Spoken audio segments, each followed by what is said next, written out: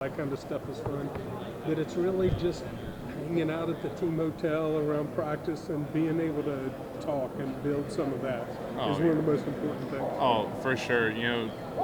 Every night we've been staying up, hanging out in the players' lounge till 12:30. As long as we can.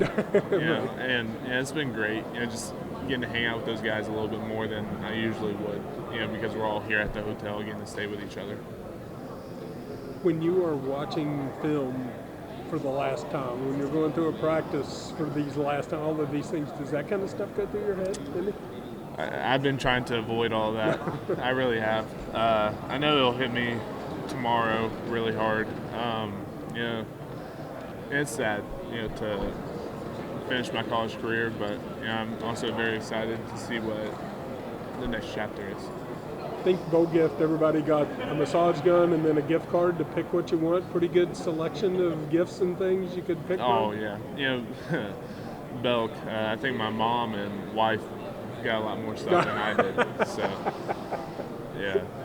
They're the ones that Yeah. put in their requests. Yeah, they did. I FaceTimed them while we were there, and they pretty much blew that card.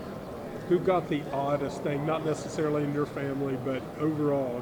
Is there something that stood out that you were like, wow, I didn't see that coming? Jaquay Hubbard got like a $400 pair of sunglasses. So okay. that threw me off, especially when I got onto the bus. So we got asked to see those. Yeah. Yeah. When you are looking at film, for these last couple of things of preparation, is it tough to not overanalyze? Or, are you trying to approach this like a regular game? That it's not like, hey, I'm really trying to pick out what this guy does or what that guy does. It's just like any other week. I took it just like that. We've watched a lot more film, obviously, but we tried to hone in on the stuff we always focus on.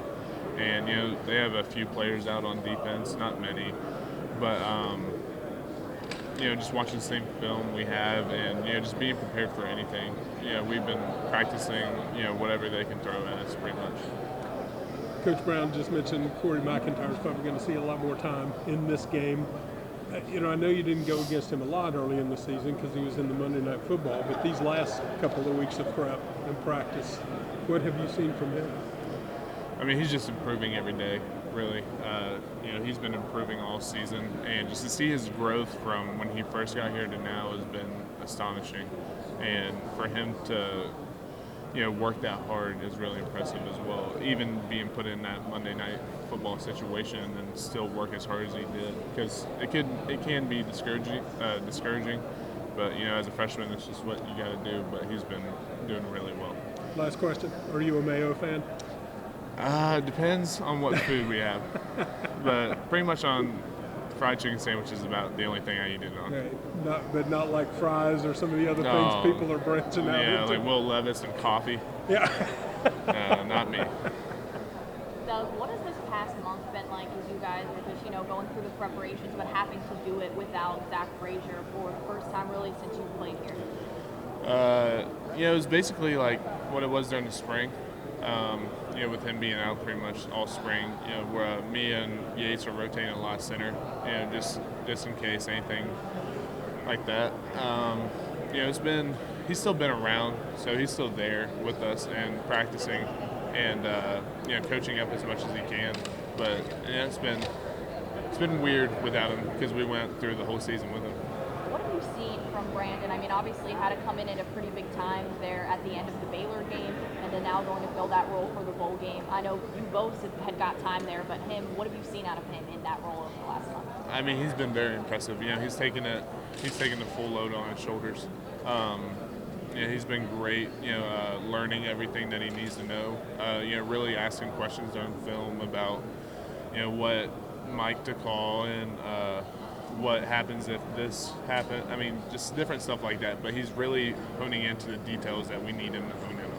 I was just talking to Garrett about the North Carolina pass rush, and he says he expects them to put a lot of pressure and try to get to the quarterback, but he's got plenty of confidence in you guys up front to not allow that to happen. But what have you seen from them on tape? What challenges are you expecting tomorrow? Oh, man. They line up in a lot of different fronts, and they're a super talented D line, and they, especially in the interior, they rotate a lot.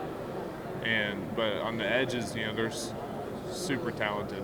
But I expect them to give us a lot of different fronts and a lot of different looks, and just to try to mess with us. As experienced O-line as much as you can. Can you compare them to any defense that you faced in Big 12 conference play so far? Are they anything similar to anyone you faced? If I could compare them to anything, I would compare them to the old Oklahoma State defense, not this year, but the year before. The D-line, they're pretty big in the middle. They have one bandit type edge rusher that is super quick and super fundamental. And then on the other end, they have, super big, long guy that, uses his hands well and knows, how to get to the quarterback as well. Coach Brown mentioned DJ Oliver being a guy who's going to see some more time here. What have you seen from him over the past month just getting ready for this game? Oh, man. He's made Tank. We call him Tank. If he gets the ball in his hands, I know he's going to do something special. Him and Jaheim have been unreal as freshman running backs. And I saw him make an unbelievable play. Best catch almost I've ever seen in person in Monday Night Football the other night. So I know he's just a ball player, and I can't wait to see what he does. You bring up Jaheim. How would you compare the way that those two run? I mean, I know each running back has a different skill set, but how would you compare the two in terms of what they're able to do? I mean, Tank, he might be, if you look at him, you would never expect it, but he is fast, unreal fast. And, he's not scared of contact either. So, I mean, I can't wait to see what he does. But Jaheim, he's a little shifty guy. He's going to make you miss, and he also has the burners to get right past you as well. Now, I know obviously you still have the game, and you said you haven't been thinking about the last of anything, but I just have to ask you, since we probably won't get a chance to chat with you again, what has it meant to you to have played the last few years here at WU? Oh, man. It's been everything, honestly. To be from the state and then to represent them as much as I could has been an unreal feeling. Already making me emotional.